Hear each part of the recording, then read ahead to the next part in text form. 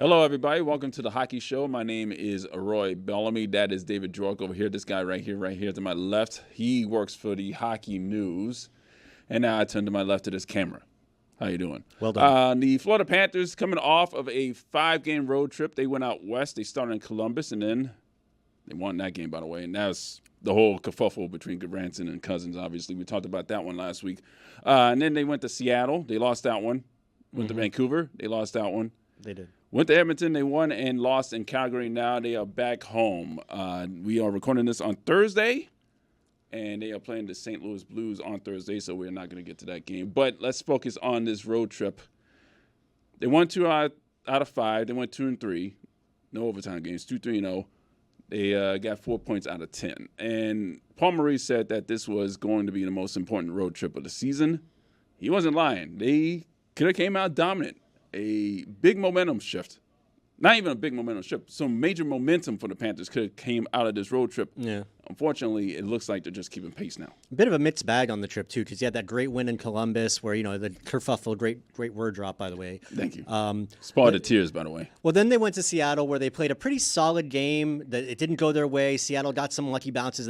Seattle got outshot like 2-1 by Florida, and Florida ended up losing. They had Joey Decord, great goaltending effort for Seattle. Then they went to Vancouver on Luongo night and got kind of curb stomped a little bit by the Canucks. They looked horrible, one of their worst games of the season. They bounced back as you'd expect them to with a solid night in Edmonton. I'm going to look at my camera, too. Which that was a really good game because the Oilers had been playing well of late. They're trying to turn their season around, so you kind of had that going for you. And then they wrapped it up in Calgary. A very mixed bag game again in Calgary because there were times where Florida didn't look great. There were times where Florida absolutely outskated Calgary. And so now they're coming home where they've been a good home team. They've got the games right before the holiday break. They got the Blues on Thursday night as we record this. And then they got the rematch with the Vegas Golden Knights on Saturday, which should be fun. Well, it seems that just like last year, the Panthers have done something that they haven't done something. And that's lose 3 games in a row. Yeah. It's been back-to-back losses, yes, but they have found a way to get back and win the next game. How do you think that's going about? I think it's great. I think after last season when they didn't win or lose any consecutive games, it was just very up and down the entire year. Now this year, you've got a much more consistent team. They'll drop 2 games in a row as we've seen, but the way that they snap back into form in Edmonton is something I think we can expect here on. I think this is the kind of team where you're going to see more winning streaks than losing streaks just based on how deep and consistent they've been. They are going through injuries right now. Anton Lundell is not in the lineup. He won't be playing against St. Louis. How's the lineup looking?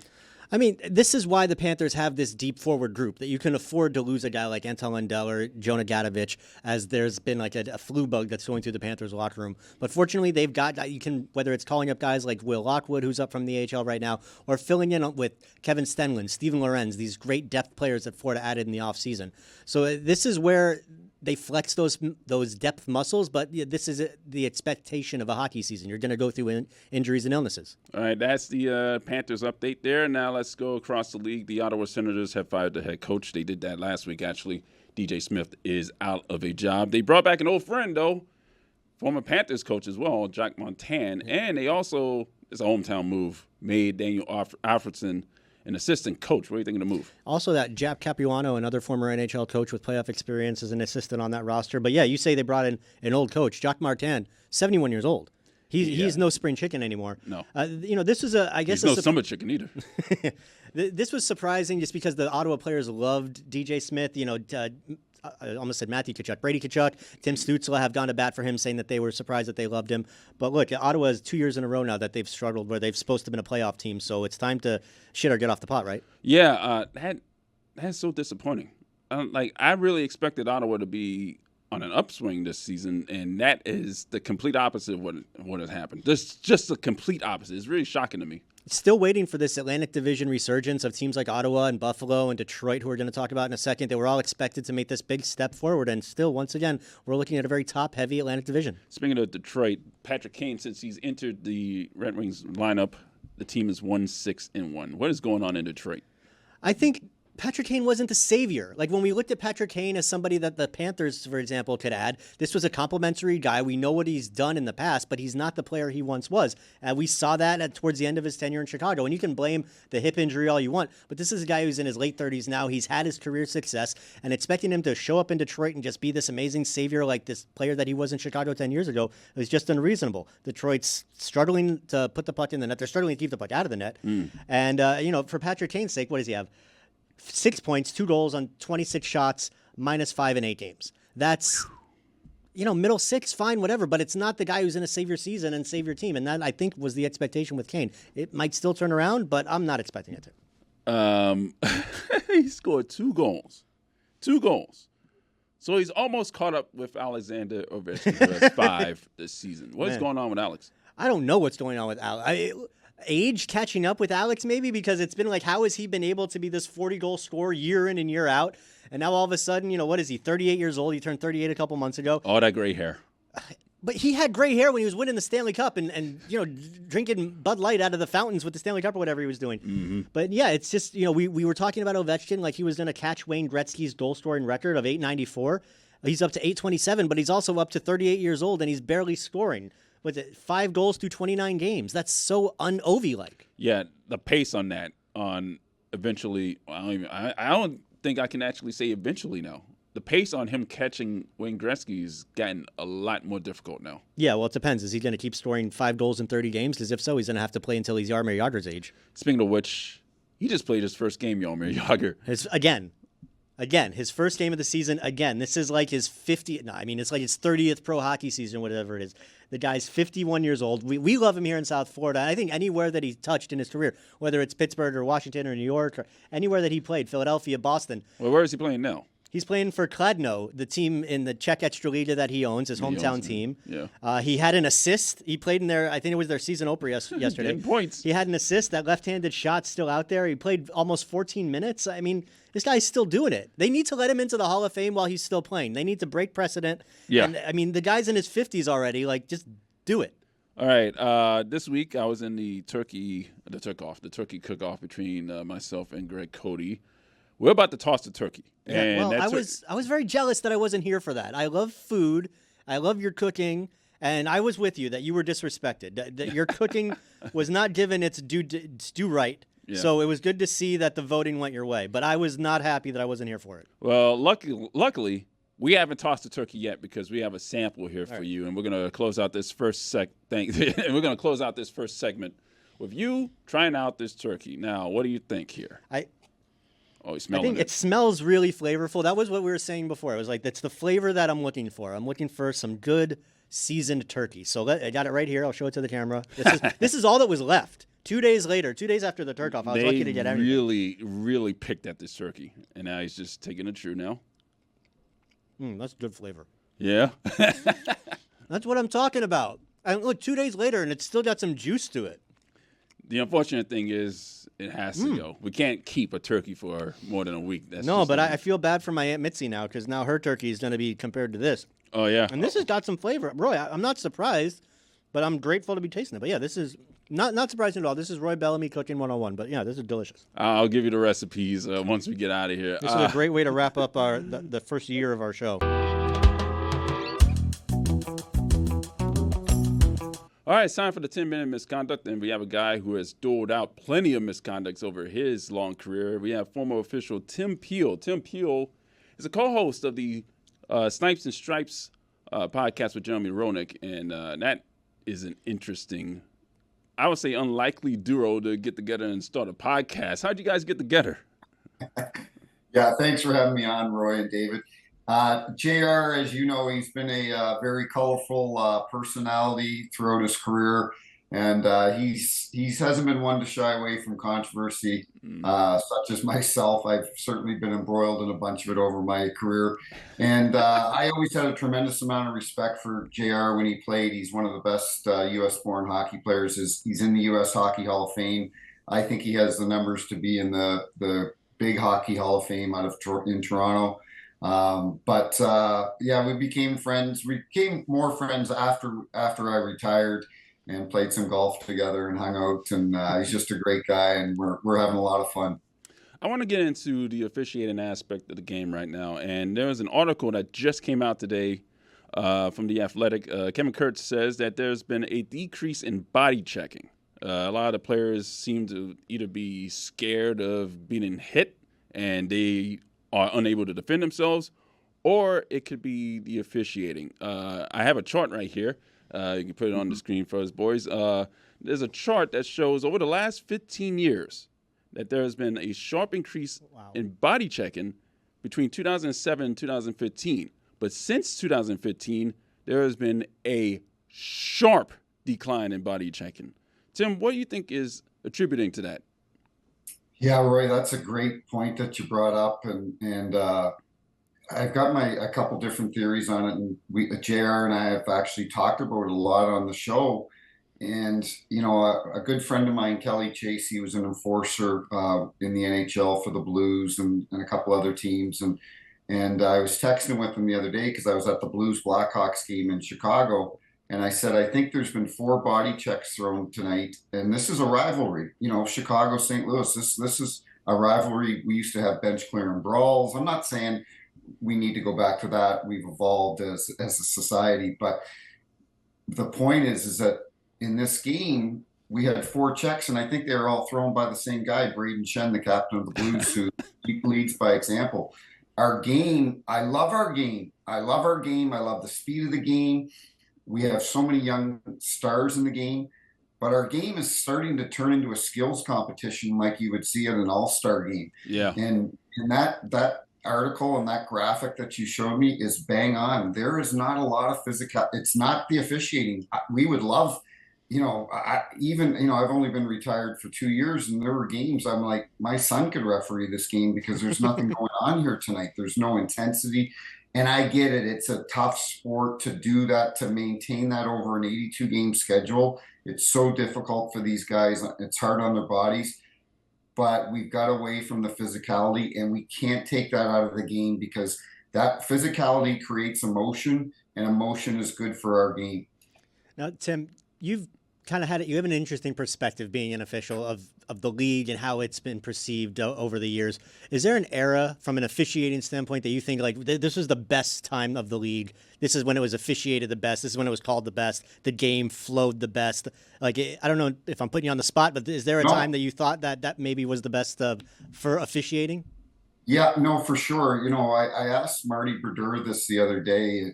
Marty's a Hall of Fame goaltender and vice president with the New Jersey Devils, and he's got so many young superstars on his team. And I said, I think what's happening now is, for example, my son Bronson's 11, lives here in St. Louis. We live in St. Louis. He's on the ice 2 or 3 times a week in the morning at 6 a.m. taking private lessons on top of his practices. And unfortunately, you need to do that to keep up to the Joneses.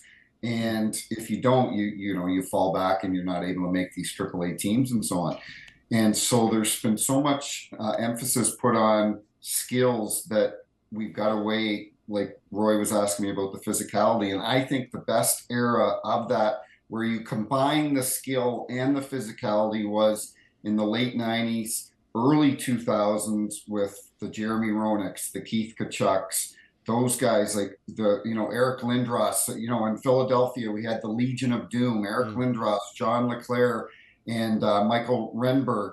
These guys were all 6'4", but they were also skilled, and they could check you up to the third row of the seats.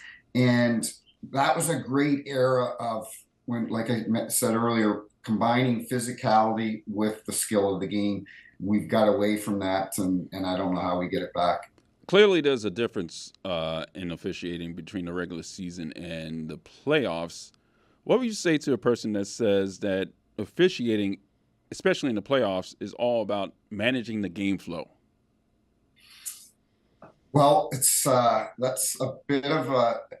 I know where you're coming from, Roy, but it's a bit of a misnomer on the penalties, the amount of penalties being called.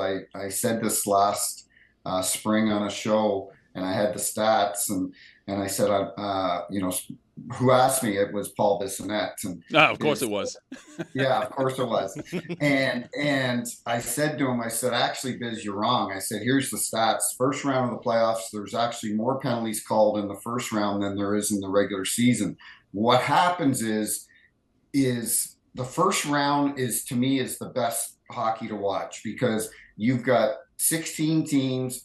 The bottom 6-8 teams that made it into the playoffs, they still think that they have a chance. You have guys in the first round of the playoffs that didn't throw a body check all year that are now checking in the first round of the playoffs. Good point. So what happens is we go from 16 teams to 8 teams.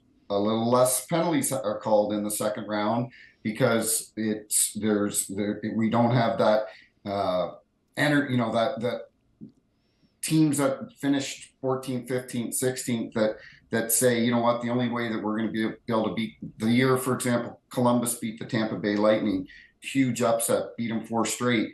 Tortorella was the coach, and they beat them by pure physicality. And so what happens in the second round and the third round, you have less penalties called, because it's now the game. It's hard to explain, but it's kind of opened up more, and guys know we can't take penalties. For example, the Islanders were playing Tampa a couple of years ago. I guarantee you Barry Trotz went into the dressing room for the New York Islanders and said, we cannot take a penalty tonight because the Tampa Bay's power play will just destroy us. So, and then what happens when you get to the Stanley Cup Finals? The referees are instructed to call the same standard, but you have less penalties again, because guys know they cannot take a penalty because it may cost them a game, and it may cost them that series. Tim, the other day I was listening back to one of your shows when you were talking about a couple recent suspensions with David Perron being suspended 6 games for the cross-check and Artem Zub at the Senators, and then Eric Goodbranson's suspension that we're a little bit familiar with from what happened with him and Nick Cousins last week. Right. Just wanted to kind of ask you to follow up on that, just because it seems like the consensus would be that you want the lead to come down in these kind of things, but at the same time, that might not be. It's very case by case, right? Yeah, no, it is, David, and we'll touch on the Perron one first. David is. I know him very well. He's a great player. Not young anymore, but I reffed him when he broke into the league, and he's played 1,100 games in the National Hockey League, and he's never been suspended once. So he's not that type of player that takes liberties with his opponents. He sees his captain, Dylan Larkin Lane. I think he was unconscious on the ice, and yes, was that a mistake? Yes, it was, but. You have to, I think there's emotion in the game. The emotion obviously took over for him. And I felt like 6 games. So we hit Artem Zub, Z-U-B, defenseman for Ottawa. Zub came out and played the next shift. Okay, he was not hurt. Yeah, it probably stung him at the time, but he came out and played the next shift. So he wasn't that hurt. And for him to get 6 games, I thought was too much. I could have lived with 3. I think 3 everybody could have lived with, but I thought 6 was too much. And with Goodbranson, and it may not be popular with you because Cousins plays for Florida, but he took a liberty with Goodbranson from behind. I am shocked that Cousins didn't get suspended for that hit. And what was more shocking was the referees on the ice called a 5-minute major for checking from behind. And I was watching the game. I'm like, that's a great call. Goodbranson's hurt. And so now with the NHL, whenever you call a major penalty or a match penalty, a 5-minute penalty, it's now reviewed with the Situation Room in Toronto. So the referees got on the headset, talked to the Situation Room. They decided that it was a 2-minute minor. And so what happens later on, Goodbranson wants to get his piece of flesh, and he goes at Cousins. And I don't have a problem at all with what he did.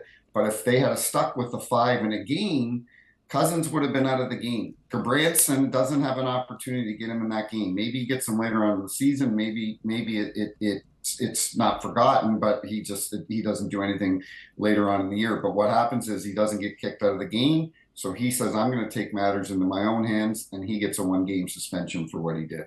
Have you noticed an uptick on boarding penalties? Yeah, you know what? You're absolutely right, Roy.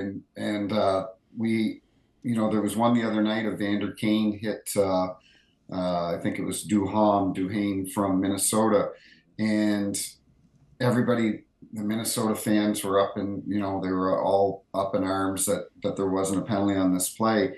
But the problem is, I didn't think it was a penalty. And the problem is these defensemen, and it's at all levels of hockey now. It's not just in the NHL. It's at all levels. They don't protect themselves when they're going back to play the puck. And every defenseman, if back in the day, the Hatcher brothers and Pronger and Al McGinnis, they're going back for the puck. They're looking over their shoulder, and they've got their stick up in case they get hit from behind, so that they can brace themselves against the glass. So there has been an uptick, but I don't see it being an epidemic and a problem. And but the players have to also be able to protect themselves and learn how to take a hit. Tim, before we let you go, Roy kind of mentioned this earlier. I got to ask you, just from when your refereeing days, I was going to say your playing days, from your reffing days, you mentioned Marty Brodeur earlier. Obviously, excuse me, a lot of great goaltenders across your path. But do you have any cool interaction stories with the goalies? I know from when I do play goal, that I always kind of have fun with the refs. I'm pretty loose on the ice. But I was just curious, is there anything that pops out of your head from any cool goalie interactions from your career? Well, that's funny you brought that up, Dave, because it's actually a great story. He's in the Hall of Fame now, and he played. You know him very well. When I mentioned his name, he played in South Florida for a long time. Roberto Luongo. Oh yeah. And it was 2019. It was 2018, the 18-19 season. And the year the Blues won the Cup, from going in January from last place to the ultimate prize of winning the Stanley Cup. And it was December 19th. We're in St. Louis. I've got a home game, and Bortuzzo shoots the puck in from the red line, and I'm off in the corner, and I see it coming. It's waist high.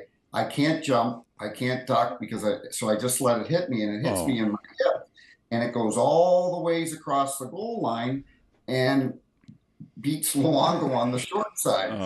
And I fall back.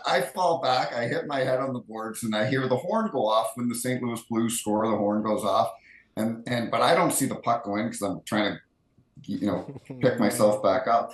And so the linesman comes over and he goes, "Are you okay?" And I go, "Did that puck just go in the net?" And he goes, and I won't say what I said to him, but I'm like, "Oh my God." Is that your first career assist? Yeah. So it's my first goal. That's a goal, right? Yeah, that's a goal. It's a goal. So anyway, it gets taken off the board because you can't score off an official, and so on. So I go in the dressing room to gather my thoughts for a few minutes. They want to put me through concussion protocol and so on. I come back on the ice, and Lou's in the crease, and he goes, "Timmy, are you okay?" I said, "Yeah, Roberto, I am." But I said, "You know what? For the rest of my life, I'm going to say I scored on Roberto Luongo." So the second part of the story, and I'll make it quick for you. The best part was 2 nights later, I'm refereeing Florida in Chicago. And at the time, James Reimer was Luongo's backup, and he was skating the start in Chicago that night. So we're skating around warm up, and Luongo sees me and makes a beeline right over to me. And he goes, "Peelsy," he goes, "They won't even," he goes, "Reimer's starting tonight." He says, "They won't even start me when you're reffing our games because they're afraid you're going to score on me." And I laughed. It's like, I got the puck back here in my office with the off-ice officials. So yeah, it was great. Oh my God. That's one of my all-time favorite goalie stories. As soon as you started telling the story, I immediately knew what you were talking about. And I said, "Oh my God, that's Tim." Oh no. Oh no. We're going to end it on this one. 1999, the Stanley Cup Final, Game 6, Sabres and Stars. Brent Hull, was it a goal? Yes or no? Oh God. Technically, it wasn't. Thank you.